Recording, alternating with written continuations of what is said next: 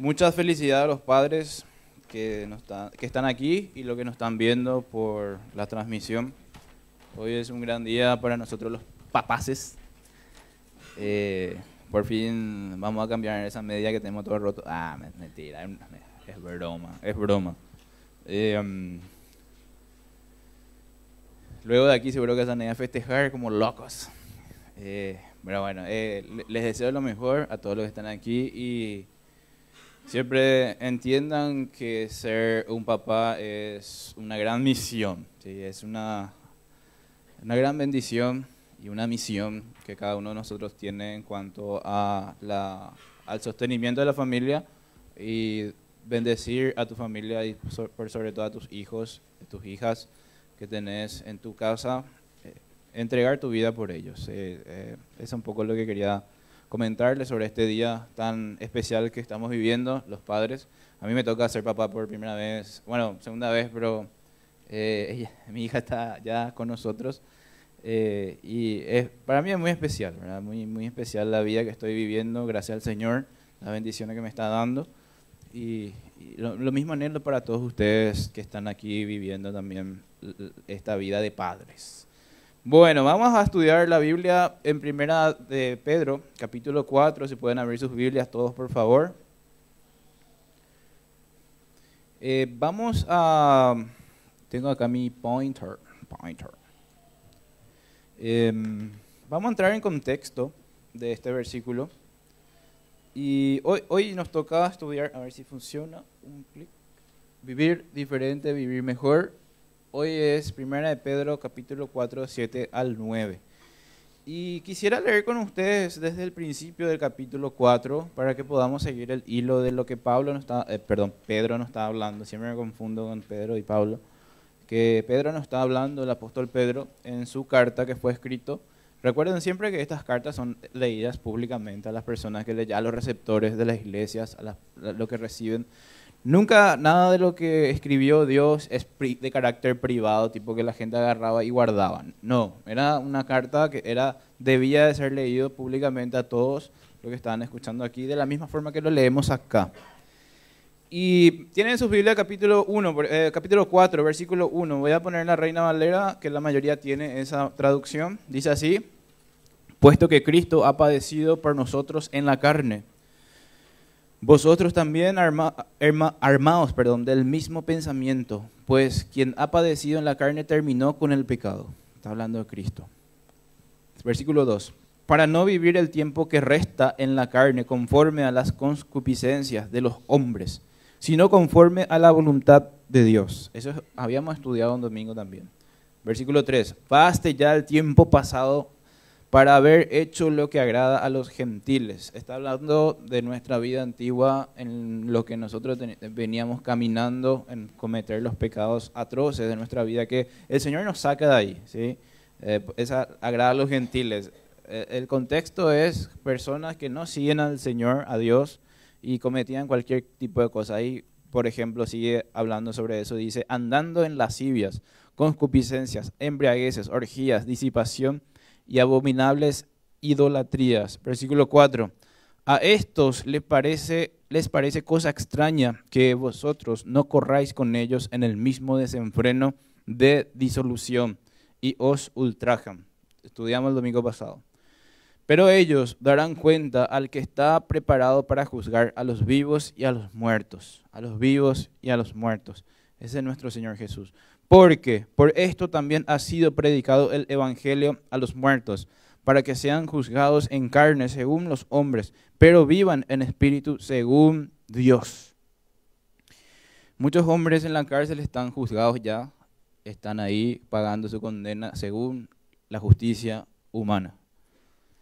Pero ahí dentro de la cárcel me tocó ir, les comento, de primera línea, ¿verdad? No me fui preso, pero me fui con un grupo de hermanos a predicar el mensaje ahí en Tacumbú.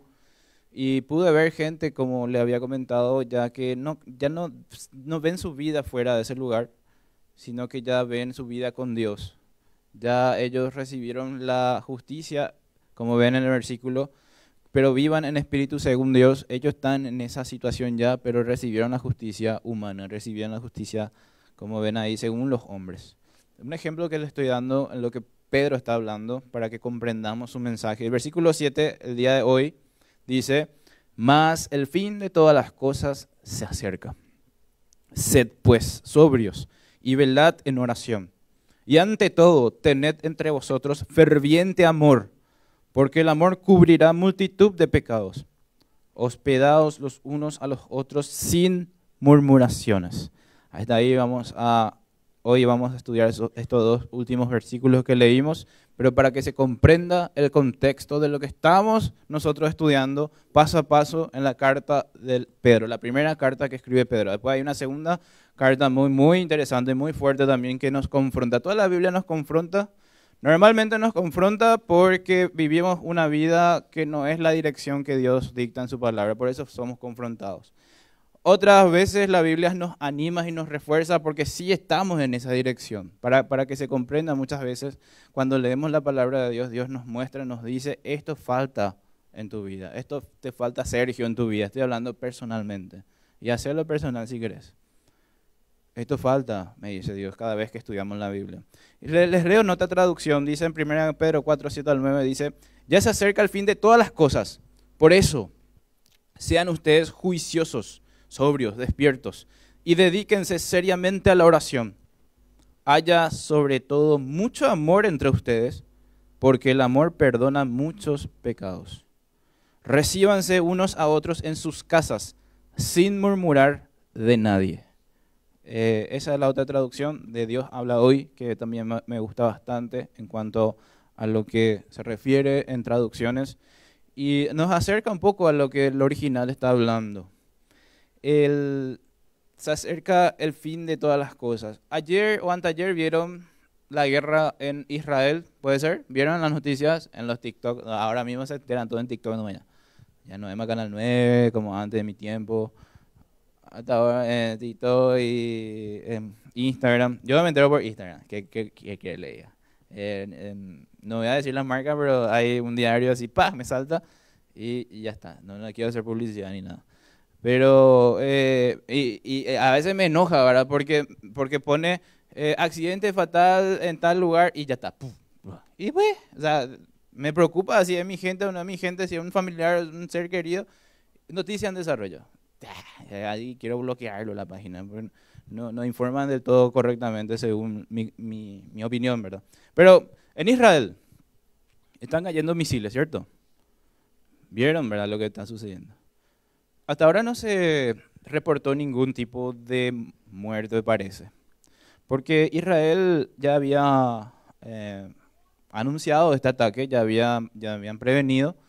Y a toda la población de ciertos lugares están dentro de búnkers. Hay paraguayos que están transmitiendo eso, están de alguna forma documentando todo lo que están viviendo.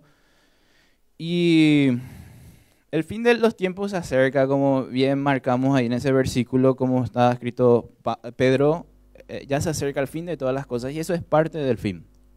Eso es parte del fin. Eso es parte del final de todos los tiempos. Cuando Jesús dice, serán como dolores de parto. Aquí son las mamás van a comprender ese dolor. No se está refiriendo al dolor en sí, sino que se está refiriendo a la frecuencia del dolor de parto. Cuando un bebé va a nacer, el vientre hace las contracciones cada media hora, cada 20 minutos, cada 10 minutos y va frecuentándose más. A eso se refiere Jesús. Las guerras, el dolor en el mundo, será como ese dolor de parto. Se va a hacer más frecuente. Van a escuchar guerras de aquí a allá, van a escuchar esto, aquello, lo otro, más frecuente. Así que el tiempo final se está acercando. Eso es lo que está hablando ya Pedro en aquel tiempo. El tiempo final se está acercando. Y ahí ven en el siguiente slide. Nunca se nos dice que pasemos nuestras vidas preparándonos para una catástrofe global. Lo que se nos dice en la Biblia que debemos hacer es prepararnos para vivir nuestras vidas a la luz de la eternidad. La vida que tendremos más allá de esta. Hay gente cuando escucha el fin de los tiempos, se acerca el final de todo, piensa en que un asteroide va a caer y que todos vamos a morir y que tenemos que juntar la mayor cantidad de pan posible para poder comer. O lo que pasó en la pandemia, la gente compraba papel higiénico en toneladas. Se preparaba para el final, para encerrarse, como si fuera que va a comer papel higiénico. Impresionante, pues, no sé. Y no es eso. No nos llama Pedro a vivir pensando, uy, se viene un terremoto, se viene un catástrofe, se viene, no. Nos llama Pedro a pensar más allá de este presente, de este mundo. Seguimos adelante. A ver si funciona. Creo que ya. ¿Me ayudan ahí, porfis? Ahí está. Ahí nomás ya. Dice, la realidad es que nuestra vida solo va a durar unas cuantas décadas. De hecho, probablemente no necesitaremos nuestros 10 dedos para contar las décadas que viviremos. Pero nuestra vida, más allá de esta vida, durará para siempre. Eso es lo que siempre voy repitiendo, que nuestra alma es inmortal. Siempre hay que comprender esto. Nuestra alma tiene un inicio, pero no tiene un final. En eso nos parecemos a nuestro Señor, a nuestro Dios. Cuando decía, hagámoslo a nuestra imagen y semejanza, nos semejamos en que no tenemos un final. Nos semejamos que vamos a ir a la eternidad, vamos rumbo a la eternidad. Por eso debemos pensar en ese tiempo, que vamos a pasar mucho más tiempo que la que nos toca vivir aquí. Así que Dios entrega esta enseñanza a través de Pedro a cada uno de nosotros, para que podamos tener varias actitudes. Y en el primer lugar, ahí como tienen su bosquejo, una actitud expectante. Esas manos puse ahí hacia arriba, como esperando la venida de nuestro Señor, esperando ya ir y partir con Él y estar para siempre con Él. Como la mañana estuvo comentando nuestro hermano Miguel acerca de una práctica que estuvieron en una facultad de veterinaria, no sé ni en qué ciudad. En teoría ellos tienen que cuidar animales y se la pasan torturando animales en su bautismo. Es atroz lo que se vio. Imagínense cuánto más atroz es lo que no se vio, lo que no se publica, lo que la gente vive. Eso a mí me llena de levantar mis manos y decir, Señor Jesús, ven pronto, ven ya. Ya es tiempo, te estamos esperando, nuestro corazón anhela tu venida. Eso es lo que vemos en Pedro. Voy a poner el versículo, a ver, ahí está. Mas el fin de todas las cosas se acerca. Ven ahí la traducción Reina Valera. ¿Cuál es el fin de todas las cosas? Y desde Mateo, desde el primer libro del Nuevo Testamento, podemos encontrar cuando Juan el Bautista, en capítulo 3, versículo 2 de Mateo, grita, exclama, les dice a todos, arrepentidos porque el reino de los cielos se ha acercado. Y más adelante Jesús lo mismo exclama, arrepentidos porque el reino del cielo está cerca. Y se está refiriendo a Él. El reino de Dios baja. El reino de Dios es en el cuerpo de Jesucristo. Así que empieza ya desde los primeros libros del Evangelio hasta Apocalipsis, versículo 22, 20, cuando el apóstol Juan grita, exclama, Señor, ven pronto. Y Jesús le contesta, sí, vengo pronto. Amén, Señor, ven, Señor Jesús.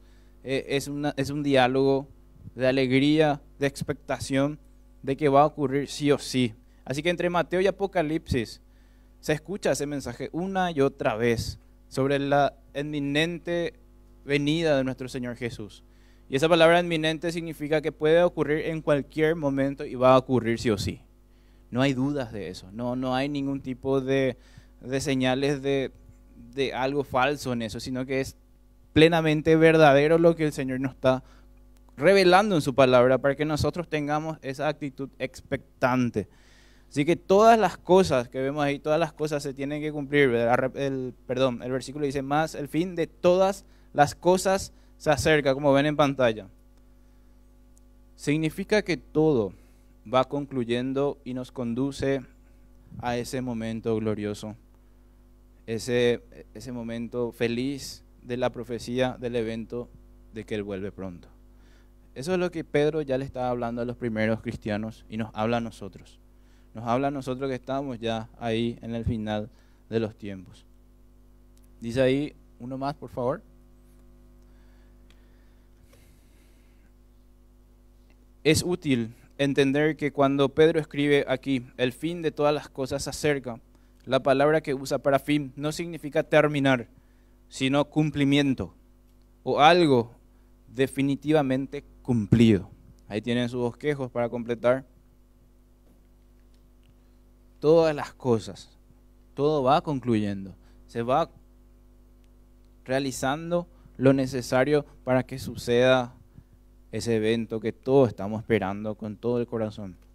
Y cada vez, como les dije hace rato, el dolor de parto, la frecuencia del dolor va aumentando. Cuando ya, no recuerdo el tiempo ahí, Sandra me se va a acordar mejor. ¿Cada cuánto era que teníamos que irnos ya al hospital? ¿Cada 5 minutos, cada 3 minutos? No recuerdo, la verdad que no recuerdo. Y teníamos nosotros una aplicación donde medíamos el tiempo de las contracciones. Y llegaba un momento que nos decían, la aplicación decía, corre hacia el hospital. Y imagínense que estamos en ese momento. Corre hacia el Señor Jesús. Llega ya el momento de estar con Él. Ya llega ya el momento de realmente la eternidad, disfrutarlo con Él. Siguiente, por favor. Ahí está. Tito 2:13.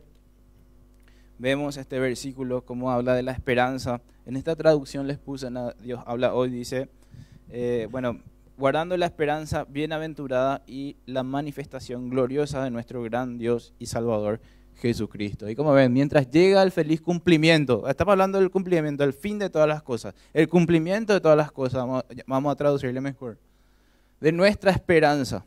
Como repito nuevamente, la palabra esperanza es una unión de dos palabras, esperar con confianza, sin ningún tipo de duda tenemos la esperanza que va a ocurrir sí o sí, de nuestra esperanza, el regreso glorioso de nuestro gran Dios y Salvador Jesucristo. Y eso es lo que nos cambia la forma de vivir en este presente, apuntando hacia la eternidad. ¿Se entiende? Me parece muy bien cómo el Señor nos anima a esperar ese momento, nos anima a vivir para Él. Y ese verbo traducido que se acerca, está enfatizando, está dando énfasis que ese tiempo está preparado y listo ya para materializarse. Ese tiempo ya está ahí. Y la pregunta que podemos sacar de estos versículos, de esta parte que estamos aprendiendo, ¿cuál es nuestra actitud ante un evento tan único y especial para la historia humana, para la historia de la humanidad entera? Y hacerlo personal para tu historia, para mi historia. ¿Cuál es nuestra actitud? ¿Es la de esperar al Señor Jesús? ¿O es la de tener un desinterés? ¿O vivir totalmente con nuestra atención en cualquier otra cosa? Recuerden la palabra de Jesús. ¿Dónde está nuestro tesoro? Ahí está nuestro corazón, ¿cierto? ¿Dónde está nuestro corazón realmente direccionado? Siguiente, por favor. Bueno, creo que me funciona ya. Sí, parece que sí. No sé qué pasó. Dice ahí, el fin de todas las cosas se acerca. Lo que simplemente significa es que debemos vivir a la luz de la eternidad. Debemos buscar y anhelar la promesa de la esperanza bienaventurada de la manifestación gloriosa de nuestro gran Dios y Salvador Jesucristo. La esperanza está ahí y la esperanza se alimenta de la fidelidad de Dios, que no miente, no yerra, no se equivoca. Es perfecto, su fidelidad es la que nos alimenta a nosotros como base firme de nuestra esperanza en cuanto a lo que Él nos revela en su palabra. Completaron creo ya el bosquejo esa parte, vivir, buscar y esperanza, tener esperanza en el Señor. Vamos al punto 2, actitud ejemplar. Una actitud ejemplar, ahí puse la imagen de una persona que va caminando en pos al Señor Jesús. Esa cruz significa un poco nuestro Salvador, nuestro modelo a seguir. Y el versículo, ahí está, que ven en pantalla, La segunda parte del versículo 7 dice, sed pues sobrios y velad en oración. Y esas palabras, sed pues o por tanto, exige una determinada conducta para cada uno de nosotros que somos los seguidores de Cristo. Exige de parte de Dios, no de parte mía o de otra persona que vos puedas ver, sino que de nuestro Señor Jesucristo es lo que nos está llamando y nos está exigiendo esto. Sed, por tanto, tener en cuenta esto es lo que voy a decir, dice Pedro, Dios directamente a nosotros, sobrios, despiertos, juiciosos, decía otra traducción, y velad en oración, estar atentos, estar despiertos, no dormirnos, no ignorar las maquinaciones del enemigo. Él está trabajando para destruirnos y nosotros debemos darnos cuenta todo tipo de artimaña que él usa para echarnos, para hacernos caer. Debemos estar despiertos en oración. Dice ahí, a la luz del inminente regreso de Cristo, en otras palabras, debido al hecho de que el próximo punto en la agenda profética es el rapto de la iglesia, hay mucho por hacer. Tenemos algunas tareas que cumplir. ¿Cuáles son nuestras tareas? ¿Cuáles son nuestras misiones que tenemos aquí? Recuerden la palabra de Jesús mismo. Ir y hacer discípulos. Bautizar a todas las naciones. En el nombre del Hijo, del Padre y del Espíritu Santo. Hacer discípulos. Recuerden también la palabra de Pablo cuando habla a los Corintios. Ir a plantar y regar. Pablo plantaba el Evangelio. Apolos regaba la palabra que fue plantada. Y ambos eran colaboradores de Dios del encargo que Dios nos había dado. Dios nos encargó a cada uno de nosotros el mensaje de la reconciliación de los hombres con Dios. Porque Él vino a morir por nosotros en la cruz. Escuchamos en la cena del Señor. Él vino a sacrificarse por amor a cada uno de nosotros. Es algo personal. En Gálatas hablaba de eso, ya no vivo más yo, sino Cristo vive en mí. Y ahí lo hace personal Pablo. Él se entregó por mí. Y lo podemos hacer personal a cada uno de nosotros. Recuerden también que Pablo fue enseñado por Jesucristo alrededor de 14 años. Él mismo lo revela. Imagínense 14 años de tener un maestro como el Señor Jesús, que también fue arrebatado Pablo al tercer cielo. Le estoy contando nada más cosas acerca de lo que Dios revela en su palabra que sucedió con Pablo y que él mismo habla de esto, no para gloriarse a él mismo, sino que para tener ese ánimo entre los discípulos de él y nosotros ahora. Y él decía, quiero estar ya en ese lugar que el Señor me mostró, donde mis palabras no pueden expresar lo que vi, mis ojos no entienden, pero sé que es agradable, sé que quiero estar ahí. Para mí es mejor morir, dice, pero estoy vivo para llevar a más personas. Estoy parafraseando todo lo que dijo Pablo para que comprendamos lo que él quiso expresar. Y es el mismo sentir aquí que ven en la última parte. Tenemos todavía algunas tareas que cumplir. Le cambiaría esa palabra a algunos por todos. Tenemos todos una tarea por cumplir. Vivir el Evangelio, vivir la palabra de Dios y hacer discípulos. Así como Pablo plantaba la semilla, Apolos regaba, nosotros debemos de plantar la palabra de Dios en más personas y también regar. ¿Qué significa eso? Evangelismo y discipulado. Todo lo que estamos aquí tenemos esa misión, esa tarea de llevarlo adelante. Y no significa vestirte de maestro, ponerte una túnica, mira, yo soy ahora un discipulador, seguime. No. En tu trabajo, en tu familia, donde sea, abrís tu Biblia, le decís, vamos a estudiar juntos la palabra de Dios. Te voy a mostrar lo que es la salvación. Te muestro lo que Cristo hizo por vos y por mí. Así se empieza el evangelismo. No hace falta que venga aquí. Luego, cuando la persona empieza a tener más sed de la palabra de Dios, viene aquí o a una congregación que le quede cerca. A eso voy, ¿verdad? Esa es la tarea que debemos de cumplir todos nosotros mientras estamos aquí caminando hacia la imagen de Jesucristo. Esas tareas son lo más importante que tenemos en la vida. que a medida que se acerca el fin, sí, se acrecenta esa urgencia para llevar a uno más a los pies del Señor. Para lograr esa actitud ejemplar, debemos tener algunas cosas. Y ahí ven en su bosquejo el primer punto. Mantenga la calma. La parte que dice, sed pues sobrios o prudentes. Pedro o Dios demanda sensatez, ser sanos en nuestra mente. Recuerden que el ojo, lo que consume el ojo, hace crecer nuestro interior o lo destroza. Lo habla así directamente por lo que el mundo está ofreciéndonos a todos nosotros a través del celular, de los cines, etc. Nuestra mente sana es lo que el Señor está exigiendo a cada uno de nosotros y debemos entender lo que estamos consumiendo a través de los ojos, de los sentidos, los oídos, etc. Y eso nos lleva a una mente calma. Nos llama el Señor Dios a través de su palabra, a través de Pedro, a no perder la cabeza. El creyente debe seguir manteniendo una mente sana y eso nos lleva a mantener la calma. ¿Por qué vamos a mantener calma? ¿Cómo una persona llega a tener esa templanza en momentos difíciles? Porque sabe y conoce la situación, o tiene experiencia, o sabe cómo termina, o sabe cómo sobrellevar eso. Siempre vas a ver, por ejemplo, siempre se pone este ejemplo, un capitán de un barco, cuando hay olas, cuando hay viento. Si vos le ves al capitán nervioso, ahí hay problemas.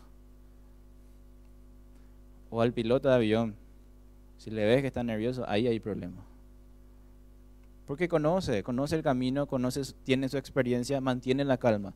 Ahora trasladémonos a la Biblia a un ejemplo real, el Señor Jesús. ¿Qué le pasaba en la barca? Sus discípulos, Señor Jesús, despertate, se está por caer el barco. Nos estamos hundiendo. ¿Qué estaba haciendo Jesús? Durmiendo. No estaba él distante de lo que estaba sucediendo. Él conocía y tenía el control de todo. Así que nosotros podemos descansar y tener una mente calma en el Señor Jesús en este momento, donde sí, muchas veces sentimos que nuestro barco se hunde y se destruye. Pensemos en el Señor Jesús que está en calma.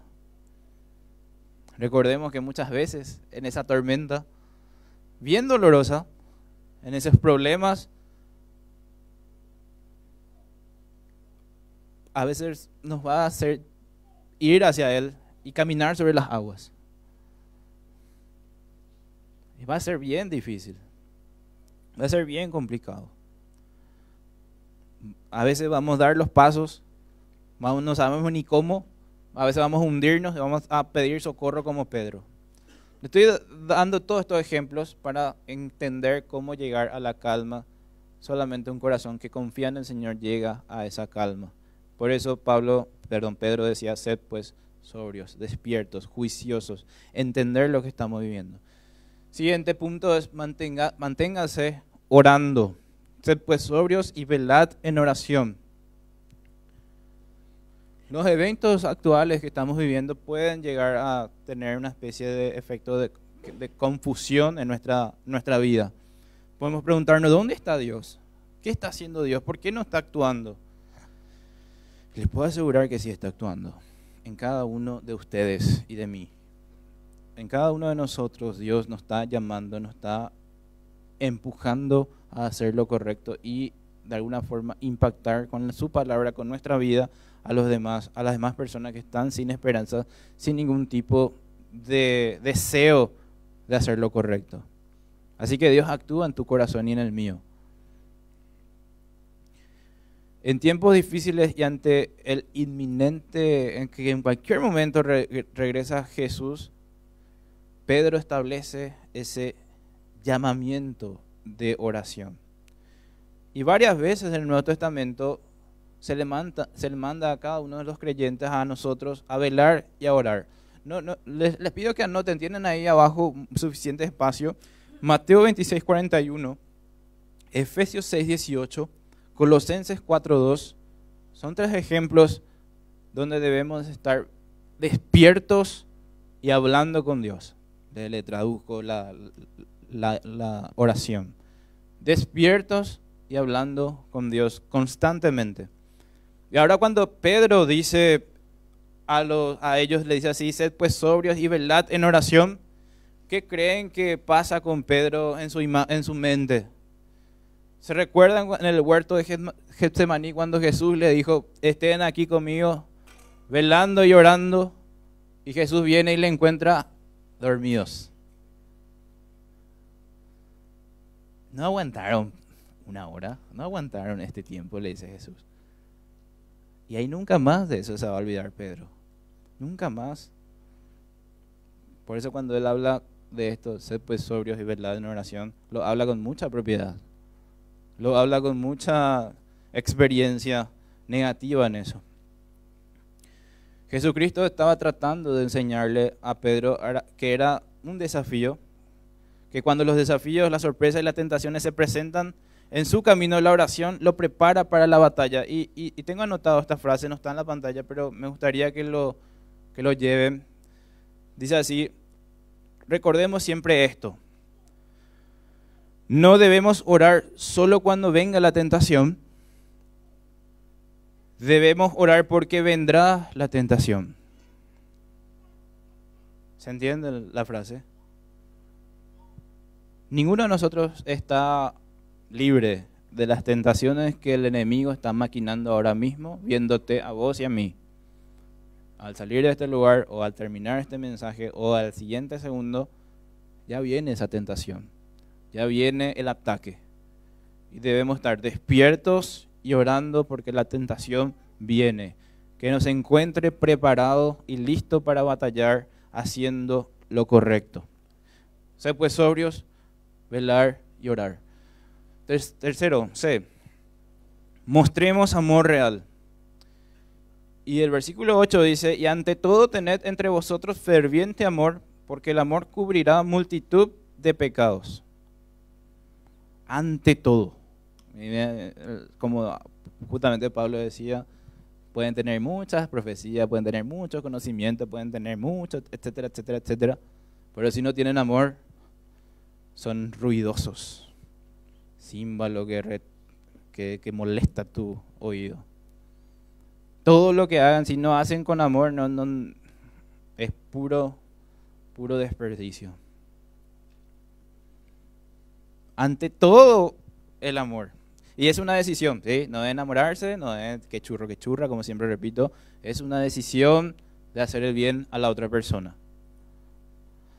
Muchas veces, ayer puse el ejemplo del amor de una madre, me habían preguntado ¿cuántas veces hay que perdonar? La persona decía 70 veces 7 Jesús, ¿verdad? Cada vez que... Pero ¿cuántas veces hay que ayudar a una persona que cae en sus mismos pecados?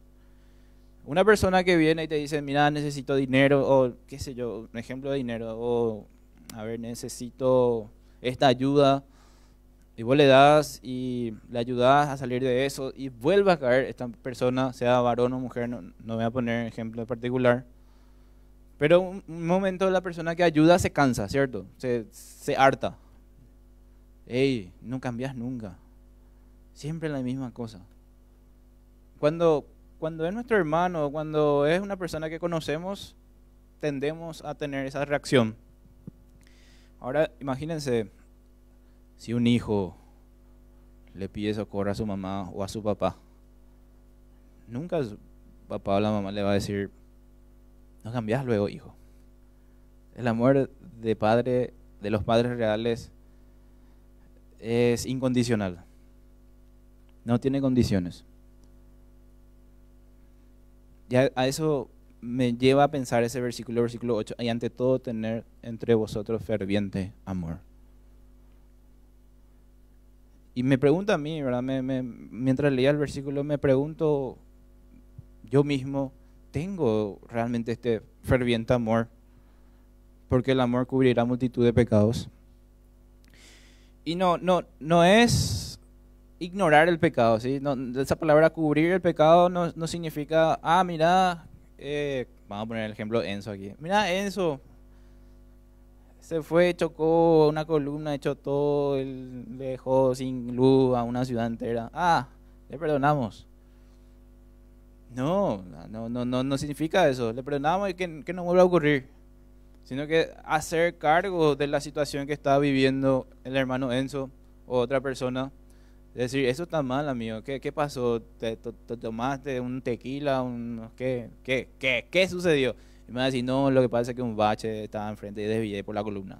No sé. Salió un perro, ¿verdad? Y todas esas cosas.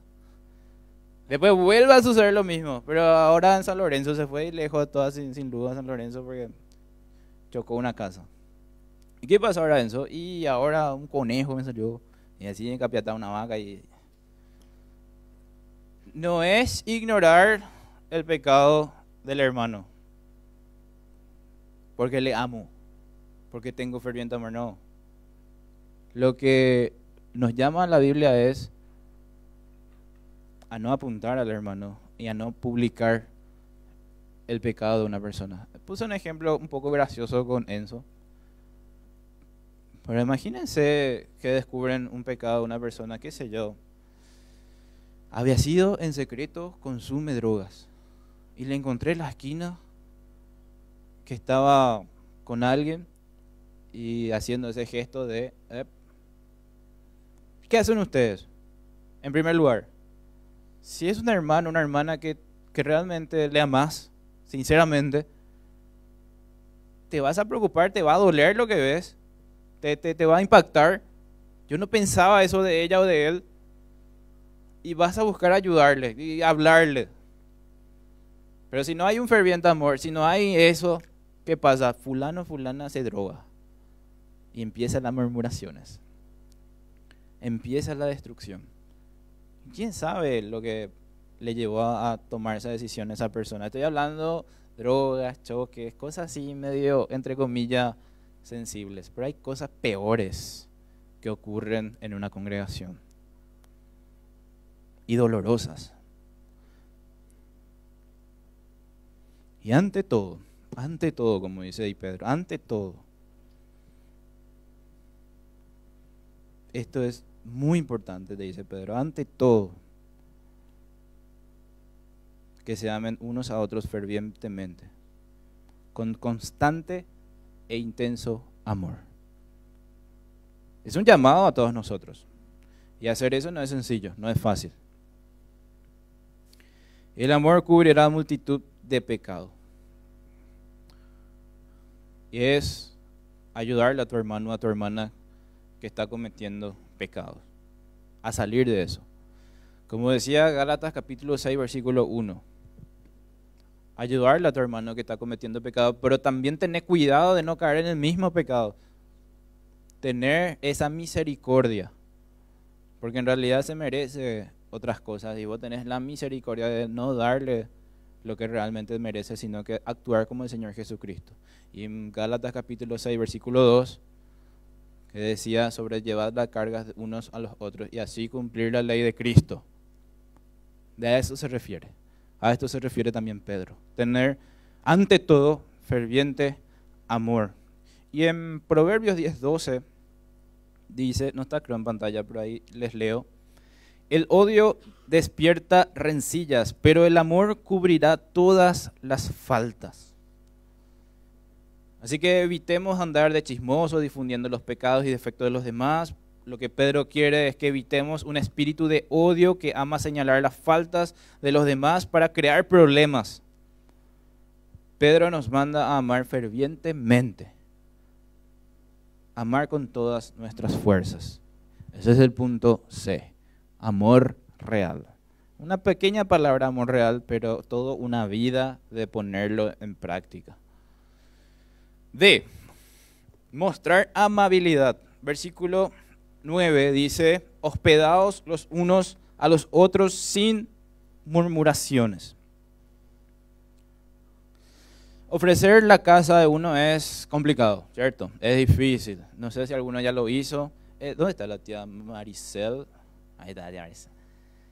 A ella, y bueno, también tía Miriam, hay muchas personas aquí que dieron su casa hospedando a misioneros, ¿cierto? Misioneros, personas que vienen, personas de bien, ¿verdad? Que vienen a trabajar para el Señor, para la congregación, en el nombre del Señor Jesús. Purete, ¿verdad? Da gusto hablar con ellos, experiencias. Ahora hospedemos a un borracho. Nero, no se baña. Caurapó, como se dice. Ahora hospedemos a un borracho, pero esa persona es tu papá. Diferente, ¿verdad? Aguantás el vómito, aguantás el olor. Cambia la conexión de una persona. Es fuerte también esa situación, es difícil hospedarle a una persona que amás, pero que está en un momento bien feo. Pero este contexto de la Biblia, de lo que está hablando Pedro, era un momento donde todos salían de sus casas, eran echados de sus casas justamente por seguir a Cristo. Recuerden que son los primeros años de la iglesia, los primeros años del cuerpo de Cristo formándose, y muchos de ellos eran judíos, practicaban el judaísmo así fuerte, y de la mañana le decía a tu papá, mira papá, mamá, ahora yo sigo a Cristo, salí de mi casa, fuera de mi casa. Y no tenían dónde ir. Y había otros hermanos que tenían casas, que tenían lugares para abrir sus puertas y hospedar a las personas que necesitaban. Y hay una aclaración ahí, sin murmuraciones. Y esa es una traducción. La otra traducción es sin señal de enojo o refunfuños, sin hablar entre dientes.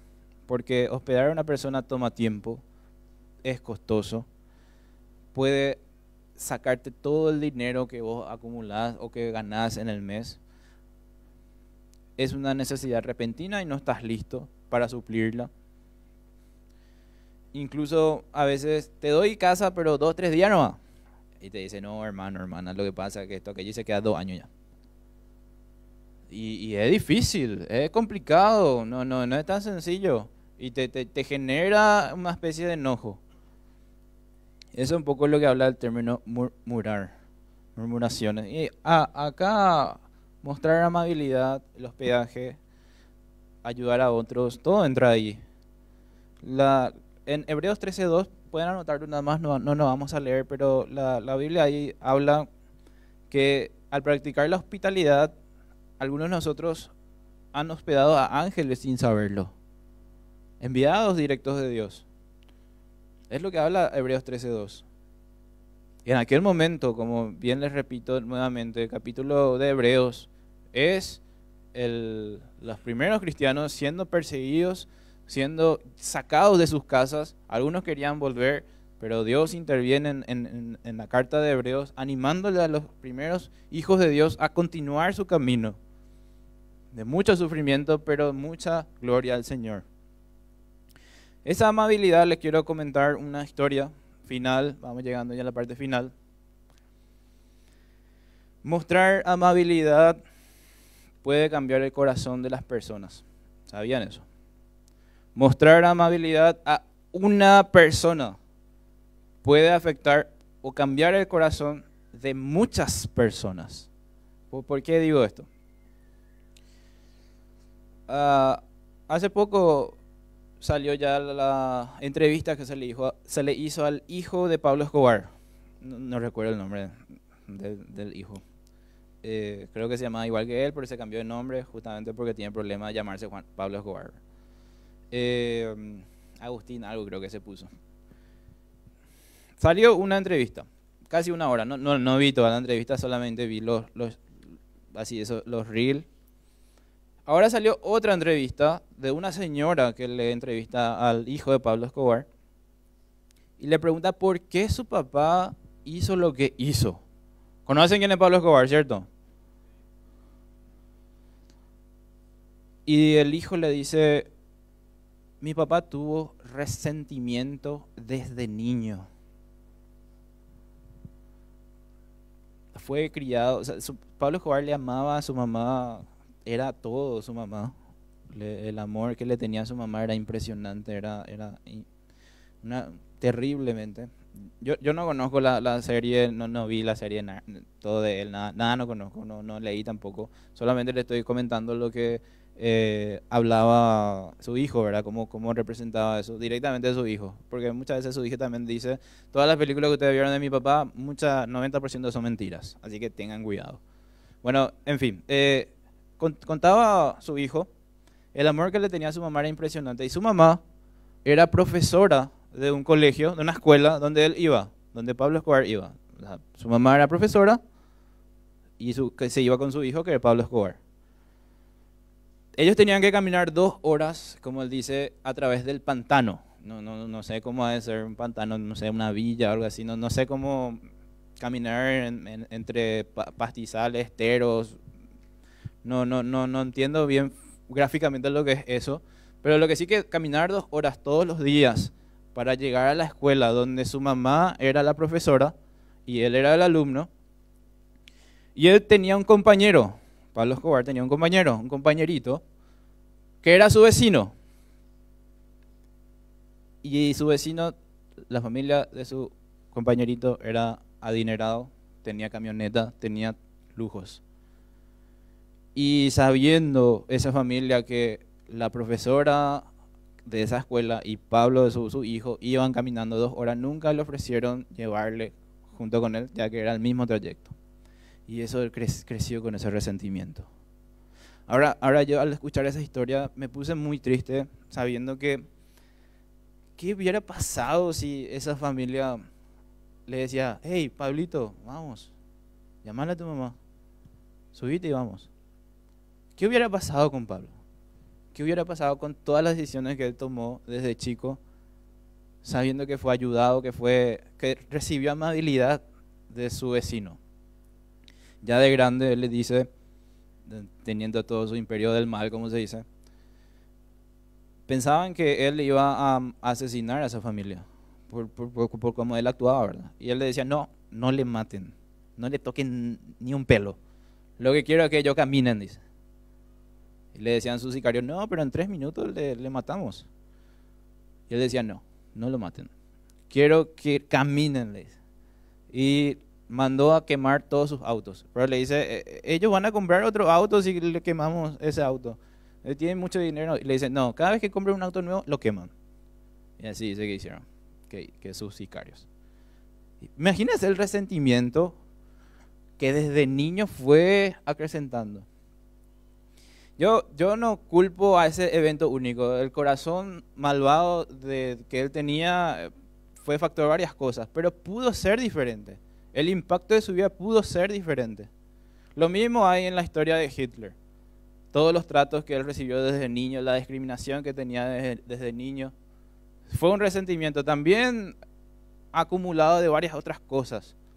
Para lo que yo les llamo a ustedes a pensar en esto, la amabilidad. Escuchando esa historia real, directo de su familia, que él te dice, mi papá tuvo resentimiento. Y también viendo esas entrevistas, me entero que su mamá, la mamá de Pablo Escobar, tenía problemas también ella. Ella le gustaba más el dinero que otra cosa. Sus propios asesinos decían eso de Pablo Escobar. La señora, no sé cómo se llama, señora fulano, viene y le dice al Pablo, no mates más policías. Y nosotros pensando, qué buena señora. Y luego el asesino dice, pero no, era porque no quería que gaste más plata matando policías. Y nosotros, óyale, órale, con razón el patrón es así, no sé qué. Imagínense el trato o la vida que habrá vivido su mamá, la vida que vivió Pablo, una cadena de generaciones destruidas. Simplemente porque esta palabra no lo vivieron del todo. Yo les llamo ahora a todos ustedes, a mí el Señor nos llama a todos nosotros a mostrar amabilidad con todos. Si ustedes conocen una persona, una familia que necesita ayuda y ustedes tienen la posibilidad de ayudarlos, ayúdenlo, muestren amabilidad. Colosenses capítulo 4, versículo 5, dice, andad sabiamente para con los de afuera, ¿cierto? Redimiendo el tiempo. Colosenses 4:5. Aprovechad el tiempo que tenés. Como empezamos hablando al principio, el fin de todo se acerca, el cumplimiento de todas las cosas que se necesita está ya por terminarse. Ya viene pronto Cristo. Aprovechad el tiempo de andar con sabiduría, de ayudar a los demás para con los que no conocen a Cristo.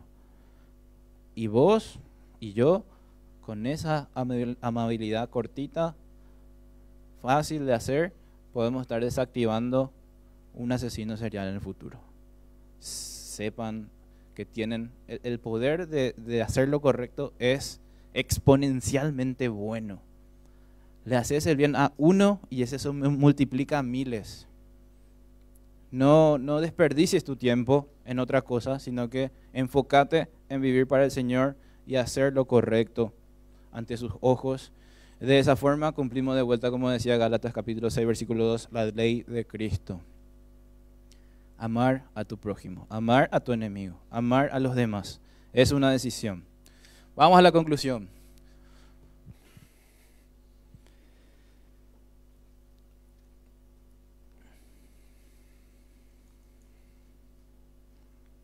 La pregunta es, ¿el final se acerca? ¿Vamos a escondernos del mundo? ¿Vamos a escondernos de las cosas que suceden? Como en Apocalipsis hay un versículo que se escapaban en montañas para cubrirse de las cosas que pasaban y no querían arrepentirse de sus pecados. ¿Qué hacemos? Ahí ven el punto A. Tengamos una actitud expectante, porque en cualquier momento seremos testigos de la manifestación gloriosa de nuestro gran Dios y Salvador Jesucristo. En cualquier momento ocurre. Y gloria al Señor si ocurre ahora ya. Yo puedo decir gloria al Señor que ocurra ya, pero a veces estando en una situación lejos de Dios, podemos decir no, que no ocurra todavía. No estoy preparado. Estoy haciendo muchas tonterías. Necesito arrepentirme. Y hoy es el momento, hermanos, hermanas, de arrepentirse de los pecados que están cometiendo. Yo no conozco la vida de ustedes. Ustedes sí conocen sus propias vidas. Y el Espíritu Santo, como dice, te convence del pecado que estás cometiendo. De la justicia que cayó en Jesucristo. Del juicio que viene. ¿Estamos listos o no para ese encuentro con el Señor? ¿Tenemos esa actitud expectante, esa actitud, quiero que ocurra ya o no? En 1 Juan 1:9, conocen ese versículo la mayoría, ¿cierto? Si confesamos nuestros pecados, Él es fiel y justo para perdonarnos nuestros pecados y limpiarnos de toda maldad. No es una promesa hecha por mí o por personas o por carne humana. Es una promesa hecha por Dios para vos y para mí. Y esa promesa descansa en su fidelidad y en su poder de perdonar pecados. Solamente Él puede hacer eso, limpiar tu corazón. Anda hacia Él y tenés esta actitud expectante. Esta actitud, quiero que ocurra ya. La letra B. Una actitud expectante hacia el regreso de Cristo incluye una actitud ejemplar, teniendo una mente seria, equilibrada y una vida de oración alerta y despierta. Alerta y despierta. El Señor Jesús ya nos estaba adelantando esto, pidiéndonos que estemos velando y orando, preparados para su venida y sirviendo fielmente al Señor. Con esta reflexión que estuvimos escuchando de parte de Dios para nosotros, les animo a que podamos vivir para el Señor, les animo a que podamos abrir nuestro corazón a Él en oración y pedir perdón por los pecados que cometemos. Les animo a tener esa actitud de alegría en su encuentro, les animo a ser amables. Todo eso que estamos diciendo, nos impulsa a ser más como Jesús. Porque recuerden bien lo que estamos haciendo aquí. No venimos aquí para solamente saber más de la Biblia. Venimos aquí para saber de la Biblia y ser como Jesucristo. Esto dije yo en el grupo pequeño de Talena.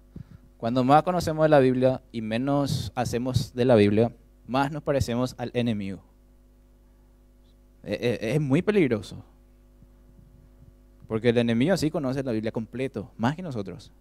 Pero no es un ápice de lo que es Jesús. Así que entendamos esto. El Señor nos desafía, nos anima a ser como el Señor Jesús, no como el enemigo. Que solamente acumulamos conocimiento y no acción. Nos anima a conocer y a aplicar lo que aprendimos y vivir como el Señor Jesús. Eso se traduce en amor a los demás, se traduce en la amabilidad con los otros, se traduce en tener bondad y compasión para con los demás. Eso quiero que esté bien claro, no está escrito en el bosquejo ahí, pero quiero que se quede grabado en sus corazones que el objetivo de cada domingo es que nos parezcamos más al Señor Jesús, aprender su palabra y aplicarlo en la vida. Eso nos lleva a tener ese amor sincero. De vuelta repito, tenemos ejemplos como Esteban recibiendo los piedrazos, decía, perdónalos Dios porque no saben lo que hacen. Tenemos al Señor Jesús en la cruz, perdona a los padres porque no saben lo que hacen. Ese mismo corazón tener para con los demás cuando nos hieren, perdónanos Dios porque no están comprendiendo lo que están haciendo. Y tener un amor sincero como ellos tenían hacia los demás. Oremos. Señor, damos gracias por hablarnos al corazón hoy, esta mañana. Entendemos en la carta escrita por Pedro que tú, Señor, lo inspiraste, tú eres el autor. Ese mensaje llega a nosotros directamente al corazón, de estar despiertos, hablando contigo, conectados siempre contigo, no estar desviando nuestras miradas en cosas innecesarias que este mundo prepara para justamente apagar nuestro corazón. Él lo único que busca es nuestra destrucción. Matar, robar, destruir. Y tú, Señor, buscas nuestra vida en abundancia. Y esa abundancia no es dinero, no es una vida física, sino que una abundancia espiritual en ti, Señor, sabiendo que tú estás ahí, teniendo una mente calma, porque sabemos que tú tienes el control. En ese momento bien difícil que vivimos, clamamos a ti para entrar en la calma de esa tormenta, porque tú tienes el control de todo. Te oramos, Dios, te clamamos, Señor, por el momento que están viviendo los hermanos en Israel, en Irán. Sé que en ambos países hay hermanos trabajando, Señor, para ti, en tu obra, en ese campo de batalla. Te rogamos por sus corazones, que son ejemplo para nosotros porque están derramando toda su vida para ti. De la misma forma nosotros te pedimos aquí en Paraguay, en donde nos toque servir, vivir de esa manera, derramando nuestra vida para ti, viviendo solamente para ti. Sabemos que vamos a encontrarnos con una lucha feroz, pero sabemos que tú eres el vencedor y en ti somos más que vencedores. Te ruego, Señor, de todo corazón que cada uno de nosotros tenga el desafío de mostrar amor y amabilidad, porque tú, Señor, mueves nuestros corazones para ese amor sincero y real para con todos. Ayúdanos, Dios, a reflejar la imagen del Señor Jesús en nuestras vidas y tener esa esperanza, esa confianza de que va a ocurrir nuestro encuentro en cualquier momento. Gloria a ti, Señor, por amarnos, bendecirnos y sostenernos en todo. En el nombre del Señor Jesús. Amén. Gracias a todos por su tiempo. Feliz día a los padres nuevamente. No hay música final, ya se cantó. Y les agradezco que hayan escuchado al Señor por sobre todo. Yo solamente soy una especie de mensajero. El Dios es el que les habla a cada uno de ustedes en su palabra. Por eso siempre les animo a que abran su Biblia, léanla, medítenla, reflexionenla y háganla. ¿Sí? El hacer es la clave. Feliz día del Padre. Igualmente, disfruten en su familia, pásenla bien, el Señor los bendiga. Podemos ponernos de pie, saludarnos unos a otros.